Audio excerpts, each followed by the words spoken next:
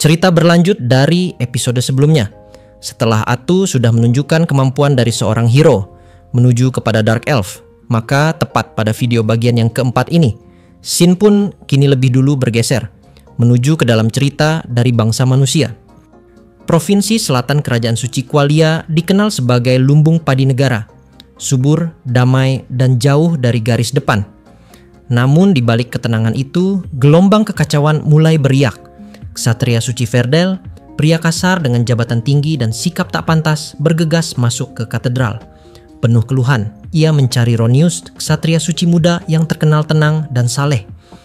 "Kenapa aku harus dikirim ke wilayah barbar macam Daijukai? Itu wilayah selatan. Kenapa aku yang harus ke sana?" Ronius menjawab tenang. "Tapi ini adalah perintah langsung dari Sentes Soarena. Bukankah itu sebuah kehormatan? Misi itu bukan sembarang perintah. Konon, Soarena mendapat wahyu dari dewa dan mengeluarkan titah penyelidikan ke Daijukai, hutan terkutuk di selatan benua Hydragia. Tapi justru karena jaraknya terlalu jauh dari pusat, Dewan memilih menggunakan tentara bayaran, bukan pasukan resmi." Verdel protes. "Apa-apaan ini? Mereka tak bisa dikendalikan, mereka bukan pasukan suci." Namun ternyata Ronius memiliki koneksi lama dengan salah satu pasukan bayaran dan bersedia membantu mengatur logistik misi. Verdel langsung berubah ceria, menepuk punggung Ronius hingga sang pemuda batuk. Dalam hati, Ronius berkata, "Kalau ini bisa menyelamatkan nyawaku, tak masalah. Aku harus kembali hidup-hidup demi istri dan anakku." Namun jauh di dalam batinnya, Ronius juga merasakan keganjilan. Kenapa Sentes Soarena yang sedang menangani krisis di utara mengeluarkan titah untuk ekspedisi selatan? Kenapa 2 dari 4 Sentes tidak bisa bergerak? Dan kenapa rumor soal dikirimnya Sentes yang tak pernah menampakkan wajah mulai beredar? Ini bukan sekadar misi biasa. Ini awal dari sesuatu yang lebih besar. Ia hanya bisa menenangkan hatinya dengan doa. Namun ia tahu, Qualia sedang diambang perubahan besar. Di tengah hutan Daijukai yang luas, jauh dari pantauan dunia luar, kerajaan Minogra terus tumbuh. Proyek besar seperti pohon penghasil daging manusia telah selesai. Gudang makanan berdiri, rumah pohon dan lahan pertanian tersebar rapi. Namun yang paling mencolok adalah perubahan tanah itu sendiri. Emul, wakil kepala prajurit, melaporkan semua progres kepada Atu, tangan kanan raja. Namun matanya menatap ngeri ke sekitar. Pohon-pohon melintir dalam bentuk tak wajar. Tanah berasap tipis, daun-daun berwarna abnormal, sumur mengalirkan air yang tampak beracun, dan hutan kini tampak seperti hutan di neraka. "Apa yang terjadi dengan hutan ini?"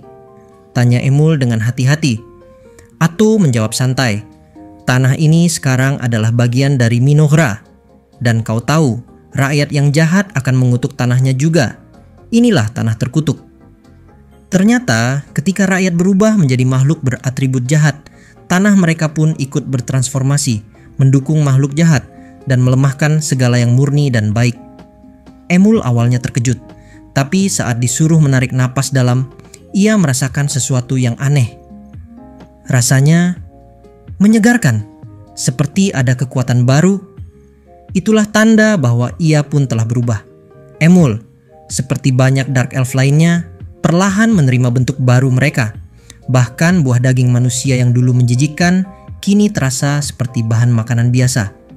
Tampaknya kami semua telah menjadi makhluk jahat, dan anehnya rasanya tak buruk sama sekali. Namun masalah lain muncul. Bangunan-bangunan baru itu terlalu mencolok. Kota ini bisa saja ditemukan oleh musuh, tapi Atau hanya tertawa dan menjawab, "Pada akhirnya dunia akan tahu juga. Maka lebih baik kita nikmati hidup semaksimal mungkin sekarang." Emul tak bisa membantah. Ia tahu tak ada solusi yang bisa ia tawarkan. Lagi pula di balik semua kegelapan ini ada satu hal yang membuatnya merasa aman. Iratakuto, raja mereka, raja kematian, raja kehancuran. Sosok yang kekuatannya dapat menghancurkan dunia dan membangunnya ulang. Di bawah perlindungan sang raja dan Atau, Emul memandang rakyatnya, anak-anak yang tertawa, pekerja yang giat, dan prajurit yang berlatih. "Kami akan bertahan. Dunia boleh berubah, tapi kami tak akan jatuh." Ia bersumpah akan terus bekerja keras demi tanah ini dan raja mereka. Di tengah pembangunan istana kerajaan dan pemukiman para Dark Elf, Takuto dan Atu mempersiapkan sesuatu yang luar biasa, ritual penciptaan unit pertama Minogra. Di sebuah lapangan sederhana yang terbentuk karena Atu mencabut pepohonan dengan tangan kosong. Berbagai makanan dari pohon daging dan hasil pertanian ditumpuk untuk memulai ritual. Takuto mengangkat tangannya. Cahaya sihir memancar, daging berdenyut berkumpul, dan perlahan berubah bentuk. Hingga akhirnya lahirlah unit baru, Long Leg Bug. Gih! Seruannya nyaring. Makhluk pengintai itu hidup. Eksperimen berhasil. Produksi unit yang dulu hanya klik dalam game Eternal Nations, kini menjadi ritual nyata. Dengan bantuan memori samar yang disebut Etherpedia, Takuto bisa memahami sistem dunia baru ini. Namun, tidak semua unit bisa diciptakan begitu saja. Unit kelompok butuh populasi, sumber daya, dan makanan dalam jumlah besar. Karena itu, Long Leg Bug yang hemat biaya dan bisa di-upgrade jadi pilihan ideal. Atu langsung menyusun strategi. Jika Long Leg Bug bisa diperkuat, maka hero berikutnya haruslah Isla Ratu Serangga. Seorang hero legendaris yang memperkuat semua unit serangga dan bisa melahirkan berbagai macam anak serangga sebagai pekerja. Udah jelas, itu adalah pilihan brilian di awal pembangunan negara. Takuto tersenyum puas. Ia dan Atu menikmati pagi hari sambil membahas ekspansi dan pengawasan wilayah. Mereka sadar akan satu ancaman. Sebuah kota manusia terletak tak jauh dari pinggiran hutan. Long Leg Bug pertama yang dibuat saat mereka datang ke dunia ini telah memetakan Daijukai dan menemukan kota itu. Letaknya dekat dan bisa menjadi pihak pertama yang menyadari keberadaan mereka. Orang-orang di sana takut hutan, tapi tetap harus waspada, ujar Atu. Takuto mengangguk. Mereka tak akan menyerang duluan, tapi jika keberadaan kita terungkap oleh mereka, maka udah jelas, konflik pun pasti tidak akan terhindarkan. Mereka kembali ke lokasi istana yang tengah dibangun dalam skala besar meski tenaga kerja masih terbatas.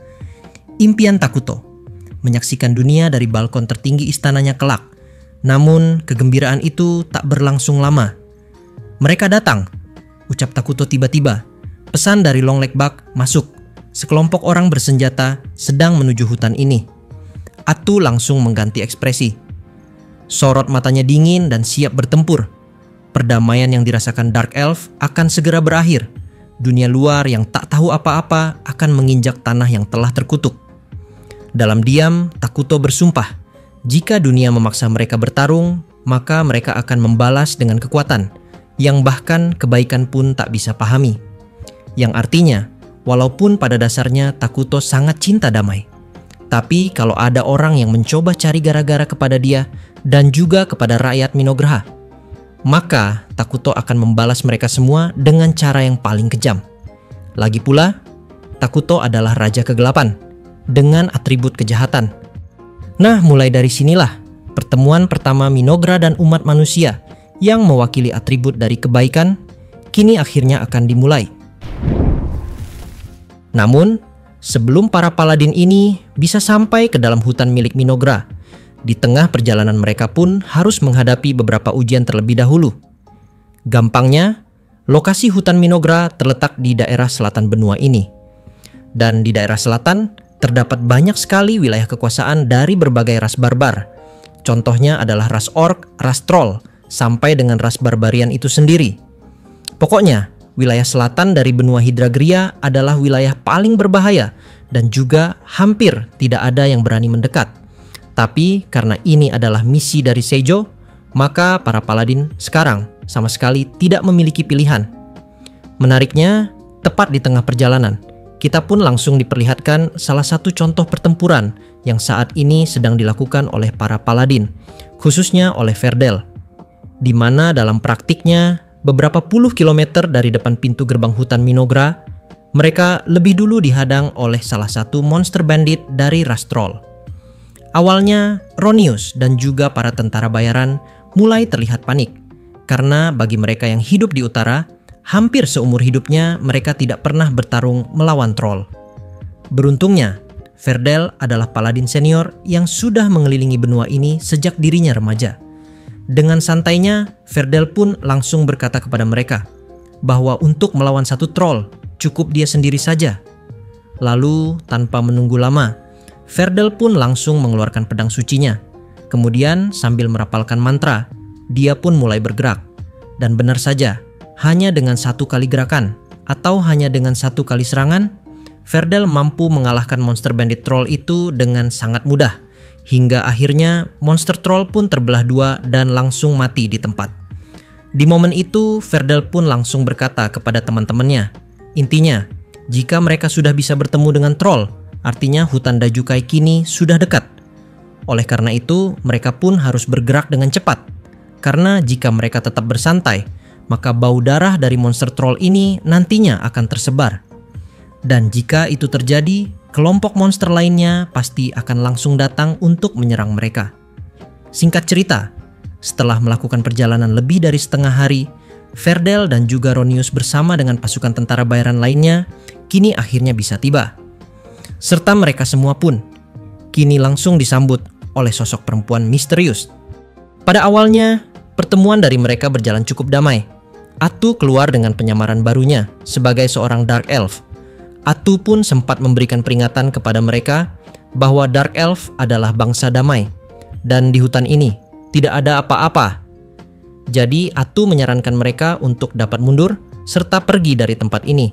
Mendengar ucapan itu dari Atu, Ferdel pun otomatis langsung menurut.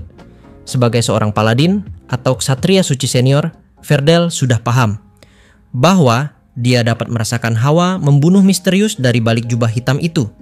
Gara-gara itu, Ferdel pun segera memerintahkan semua pasukannya untuk dapat mundur, serta pulang dengan damai tanpa memaksa untuk bisa masuk hutan. Tapi sayangnya, Ronius terlalu bodoh. Walaupun sudah diperingatkan, Ronius sama sekali tidak terima. Di momen ini, Ronius justru malah mengangkat pedangnya, serta dia pun juga sudah berniat untuk dapat membunuh perempuan ini. Bahkan, Ronius pun juga mengancam bahwa jika dia berhasil menemukan bukti adanya peradaban jahat atau peradaban dengan atribut iblis, maka mereka akan membantai seluruh isi hutan ini. Lebih parahnya, Ronius pun berteriak juga tepat kepada Ferdel, di mana di dalam dialognya dia berkata seperti ini, "Ferdel, aku tahu kau adalah paladin korup, serta kau adalah paladin busuk. Semasa hidupmu, kau lebih suka melakukan tugas setengah-setengah. Sejak awal perjalanan kita, aku sudah curiga bahwa kau tidak akan berani bertarung melawan musuh dari bangsa lain. Jangan-jangan hatimu sudah terpengaruh oleh kekuatan gelap dari bangsa ini. Jika benar begitu, maka setelah aku berhasil mengalahkan penyihir ini, aku pun akan menangkapmu dan juga aku pun akan mengurungmu di penjara karena dirimu telah berkhianat." Di momen ini, Ferdel awalnya sempat membalas bahwa sebagai paladin, mereka tidak boleh menyerang orang lain yang kebetulan sama sekali tidak memiliki niat untuk bertarung. Dan perempuan itu sekarang sudah muncul dengan damai dan juga meminta kita pergi dengan damai juga. Jadi, tidak ada alasan bagi mereka untuk dapat berperang. Sayangnya, semua perkataan dari Ferdel sekarang sama sekali tidak didengar. Hingga pada gambar itu, Ronius pun malah jadi semakin brutal, serta dia pun malah jadi semakin menantang Atu. Mendengar ucapan itu dari Ronius, Atu yang awalnya sudah membalikkan badannya dan juga sudah berniat untuk dapat pulang. Kini dia pun akhirnya langsung berbaik, serta dengan wajah yang sangat menyeramkan, Atu pun kini langsung membuka jubahnya sambil berkata seperti ini kepada mereka, "Baiklah, jika itu jawabanmu, maka ini adalah akhir dari perjalanan kalian." Tubuh Atu kini sepenuhnya berubah. Bukan lagi sosok gadis dengan pakaian compang-camping. Bukan pula sekadar Dark Elf yang mengemis belas kasihan. Yang berdiri di hadapan mereka kini adalah pahlawan kehancuran.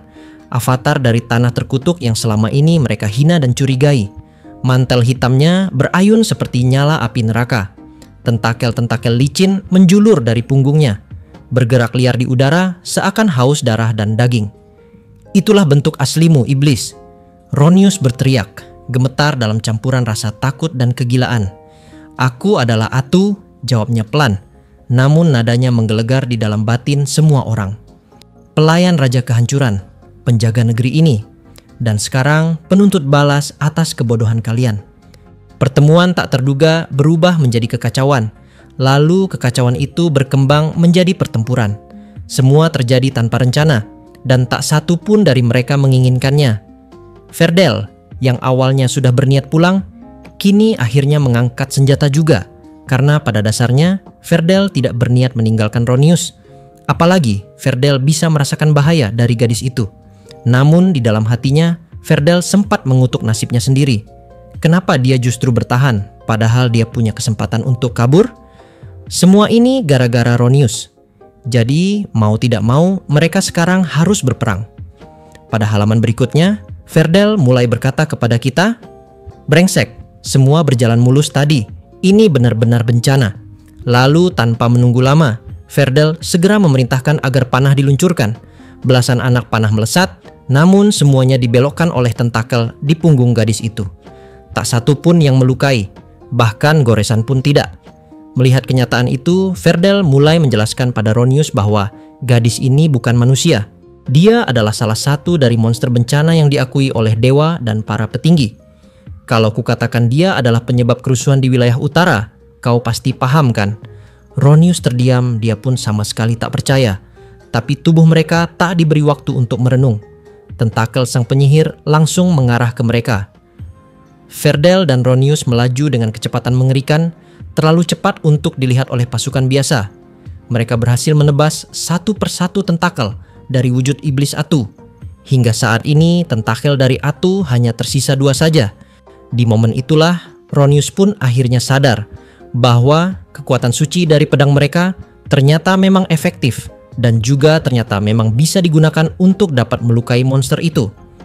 Ferdel menunjukkan keunggulannya dalam pertarungan jarak dekat. Sementara Ronius memberikan tekanan dan dukungan dari sampingnya. Disinilah peluang kemenangan bagi mereka sekarang mulai terlihat. Namun saat semua tampak berpihak pada mereka, maka Atu pun kini malah jadi tersenyum. Dan di saat itulah tubuh Ferdel akhirnya ditusuk oleh puluhan tentakel sekaligus. Lalu Atu mulai berkata kepada mereka, "Dengar, kalau kalian tidak bawa 5.000 tentara bersenjata lengkap, maka sampai kapanpun kalian tak akan bisa menang." Ferdel jatuh dan tewas seketika. Sementara itu, Ronius hanya tertegun. Tentara bayaran ketakutan dan mulai melarikan diri, tapi semua sia-sia. Tentakel muncul dari tanah dan membantai mereka satu persatu. Ronius sadar, penyihir itu sejak awal takut jika ada satu orang lolos dan menyebarkan informasi. Oleh karena itu, Ronius pun kini akhirnya langsung berteriak, "Menyebar, satu orang saja harus selamat." Untuk pertama kalinya, Atuf pun mulai menunjukkan wajah cemas. Tapi sudah terlambat. Ronius sudah menyerang dan pedangnya menghujam tubuh sang penyihir. Di momen itulah, untuk sementara, harapan seolah mampu kembali menyala. Namun ketika Ronius sudah mulai kembali bersemangat, tiba-tiba saja serangan pedang suci dari Ronius justru malah bisa ditangkis. Lebih parahnya, Atu menangkis semua serangan dari Ronius barusan. Dengan menggunakan pedang suci milik Ferdel yang seharusnya tidak bisa digunakan oleh makhluk jahat. Di momen itu, Atu pun langsung menjelaskan, "Aku menyerap kemampuan Ferdel saat membunuhnya, mulai dari tekniknya, pengalaman hidupnya, bahkan sampai dengan ingatannya." Mendengar dan juga melihat hal itu di depan matanya, dunia dan juga harapan dari Ronius pun kini seketika langsung runtuh. Jika pedang suci saja bisa digunakan oleh iblis, lalu apa artinya pengorbanan Ferdel? Tak lama berselang, terdengar teriakan dari kejauhan. Tentakel telah mencapai para pelari yang jauh dari pandangan. Hingga pada akhirnya, pasukan yang mencoba untuk kabur kini dimusnahkan sepenuhnya. Dan di sana, di tengah kehancuran, di medan yang harusnya menjadi tempat penyelidikan, Ronius hanya bisa terduduk, sendirian, diam, dan menangis. Pertempuran telah usai. Tidak ada keajaiban yang turun menyelamatkan mereka. Holy Knight Ronius terbaring sekarat. Tubuhnya penuh luka, napasnya tinggal serpihan. Atu berdiri, dan dia pun kini mulai mengangkat tubuh dari Ronius sambil terus memandangnya. Namun alih-alih membunuhnya langsung, ia memilih untuk bicara. Setiap kata yang keluar seperti belati yang menusuk perlahan ke dalam hati. "Jika kau mengikuti keputusan Ferdel, kau bisa pulang. Melihat senyum istrimu, memeluk anakmu, makan malam hangat. Bersyukur kepada dewa karena telah kembali hidup-hidup. Tapi kau memilih jalan ini dan sekarang kau akan mati tanpa makna." Wajah Ronius berubah. Penyesalan dan kesakitan tergambar jelas. Tapi Atu belum selesai. "Aku tahu nama mereka. Masha dan Mina, akan kubuat mereka menderita sebelum mati. Dan anakmu mungkin akan aku makan juga. Walaupun aku tidak suka daging manusia, tapi kalau direbus dengan rempah-rempah, udah jelas semua bisa jadi enak." Ia tersenyum puas, menikmati setiap respons kecil dari tubuh Ronius yang tak berdaya. "Dan desa-desa yang pernah kau kunjungi akan kubakar. Jika ada yang punya nama seperti istrimu, akan kubunuh mereka juga." Ronius menggeliat. Napasnya nyaris habis, tapi ia masih berusaha menggeleng, memohon, "Tidak, kumohon, jangan." Tapi Atu tidak mendengar. Dan akhirnya, kata-kata pamungkas yang menutup takdir Ronius. "Selamat tinggal Holy Knight Ronius. Kau pasti akan pergi ke surga. Dan dari sana, kau bisa menyaksikan semua orang yang kau cintai mati satu persatu." Ia tertawa keras. Dan di tengah tawa itu, dunia membeku dalam kegelapan. Di saat yang sama, kepala prajurit Gia muncul dari balik hutan. Ia membawa para Dark Elf untuk membantu Atu membersihkan jasad-jasad. Jumlah mayat sekitar 50 orang. Tak boleh ada yang tersisa. "Sayang sekali, Ferdel hampir bisa diajak bicara," kata Atu sambil mengangkat tubuh-tubuh dengan tentakel. "Tapi karena satu orang bodoh, semua harus mati." Gia merasa bulu kuduknya berdiri saat mendengar ucapan Atu sebelumnya. "Atu Dono, apakah kau serius soal keluarganya?" Atu menoleh setengah, lalu tertawa ringan. "Aku hanya ingin tahu ekspresinya. Aku hanya iseng. Aku ini pecinta damai. Mana mungkin aku sekejam itu." Namun Gia tahu, Atu bukan manusia. Dia adalah makhluk lain, dari dunia lain. Atu adalah iblis yang berwujud gadis kecil. Jadi semua senyuman sinis dari Atu justru malah membuat tubuhnya jadi merinding. Tapi bukan berarti Gia kasihan pada Holy Knights. Jika Atu tidak membunuh mereka, mungkin Dark Elf lah yang akan dibantai. Dan Gia sudah cukup paham, dunia tidak akan pernah memihak mereka. Saat mereka membakar sisa-sisa pertempuran, Atu berbicara pelan dengan tatapan yang serius. "Saat aku membunuh Ferdel, aku menyerap sebagian ingatannya. Dan dari ingatannya, aku bisa mendapatkan sebuah informasi penting bahwa ada sesuatu di utara, sesuatu besar. Mereka bilang itu adalah witch. Jika dugaanku benar, maka sesuatu yang ada di utara itu sekarang memiliki kemampuan yang mungkin bisa menyamai kekuatan kita. Dengan begitu, maka Minogra tidak bisa tinggal diam. Mulai dari sini, bencana yang lebih besar dan juga lebih luas pasti akan terjadi, yang artinya akan terjadi perubahan besar di negara ini. Jadi kita harus bersiap." Dengan ini, cerita dari bagian yang keempat kini akhirnya selesai. Terima kasih banyak yang sudah simak video ini sampai habis. Dan salam baku hantam.